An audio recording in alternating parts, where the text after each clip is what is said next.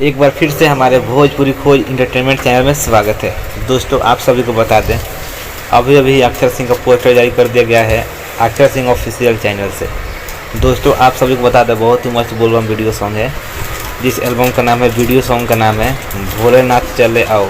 जी हाँ दोस्तों, बहुत ही मस्त बोलबम वीडियो सॉन्ग है भोलेनाथ चले आओ। दोस्तों आप सभी को बता दें, जिस गाने को गाए हैं अक्षर सिंह, दोस्तों गीत को लिखे हैं मतलबी जी और कंपोज म्यूजिक है घुंघरू जी, और दोस्तों बता दें म्यूजिक अरेंज है आर्या शर्मा।